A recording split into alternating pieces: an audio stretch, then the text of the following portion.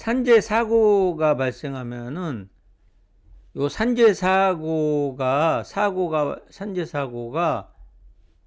업무와 인과관계 요것만 인정되면은 요것만 나의 업무와 산재 사고와의 인과관계만 인정이 되면은 그 산재는 승인이 돼요. 산재 승인이 돼요.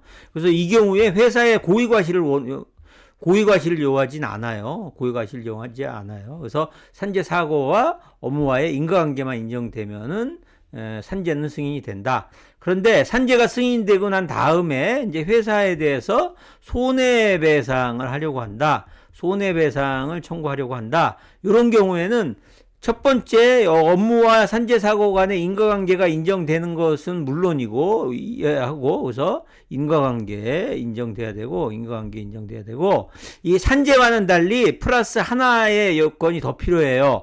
그게 뭐냐? 그 회사의 사업주의 고의 과실. 고의 과실이란 건 뭐예요? 사고 발생에 대한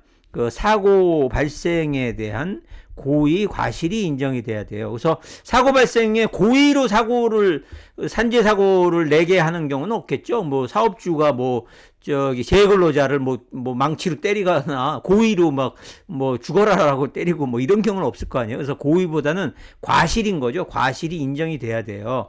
그래서 이 과실의 경우에 이제 그 질병의 경우에는 이 과실이 인정되는 그 비율이 한 50% 정도 되고 사고성 재해의 경우에는 한 99% 정도 되는데 무조건 사고성 재해라고 해서 과실이 무조건 인정되는 게 아니고 이렇게 생각하시면 돼요. 이제 교통사고랑 똑같이 생각하시면 되는데 교통사고 같은 경우에 어디에 횡단보도 있죠? 이런 횡단보도에 사람이 가고 자동차가 이제 이 방향으로 간단 말이에요. 이렇게 가는 상황에서 횡단보도에 빨간불인데 이 사람이 건너다가 건너는 거를 못 보고 차를 쳤어요. 그러면 횡단보도 건너는 이 사람의 과실이 있다고 하더라도 그 차에 대해서 책임을 묻잖아요. 왜 빨간불일지라도 이 사람이 건널 가능성이 있으니까 그 빨간불에서 건너는 것까지 잘 생각하고 잘 보고 운전을 해야 된다는 책임을 물어서 이게 이 자동차에 대해서 책임을 물을 수 있잖아요. 묻게 되잖아요. 이런 것처럼 자동차 사고의 경우 이런 식으로 그러니까 길 건너는 길을 가는 사람에게 잘못이 있다고 하더라도 이 자동차한테 이제 책임을 묻는단 말이에요. 산재 사고도 마찬가지예요. 산재 손해배상도 그 업무를 하는데 본인이 이렇게 기계 같은 거 작동을 잘못했다고 해서 사고가 났더라도 그 기계가 작동하는 데 있어서 안전장치나 이런 걸 안 했다고 했을 때 이제 사업주한테 책임을 묻듯이 개인한테 책임이 있다고 하더라도 일단은 회사 자동차에도 책임을 묻는단 말이에요. 그런데 자동차 사고의 경우에도 자동차의 책임을 아예 안 묻는 경우들이 있어요. 그게 어떤 경우냐면 고속도로를 150km, 이제 110km죠. 110km로 달리고 있는데, 이 위에 고속도로 위에 횡단보도, 이 고속도로 옆에 위에 횡단보도, 같은 거, 육교 같은데, 여기서 사람이 자기가 그냥 뚝 떨어진 거예요. 그러면 고속도로에는 사람이 나타나지 않는다는 게 이런 일반 이런 횡단보도 있는 길이 아니고 고속도로에서는 어디서든 사람이 튀어나오지 않는다는 거는 예측을 할 수가 없잖아요. 그것도 또 이 육교 위에서 사람이 뛰어내렸다. 예? 그런 육교 위에서 뛰어내리는 것까지 감안을 해서 운전자가 운전을 할 필요는 없는 거잖아요. 그래서 이런 경우에는 사고가 났더라도 자동차한테 책임을 안 물어요.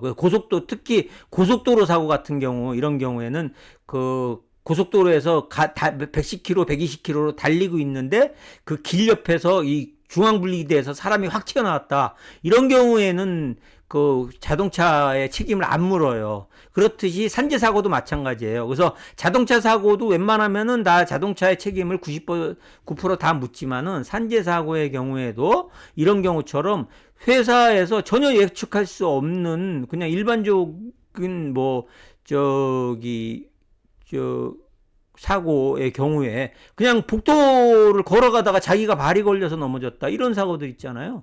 그런 경우는 회사가 복도를 걸어가다 자기가 자기 발에 걸려서 넘어질 것을 예측해서 어떤 안전장치를 할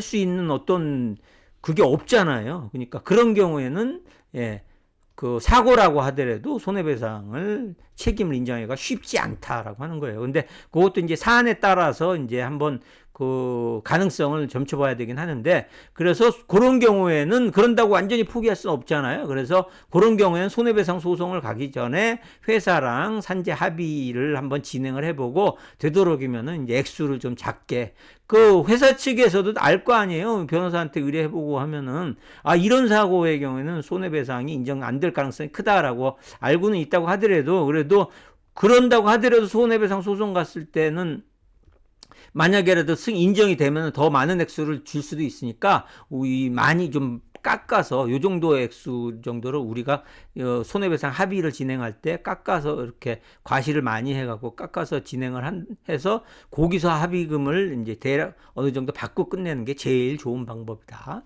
이렇게 말씀드릴 수 있을 것 같습니다.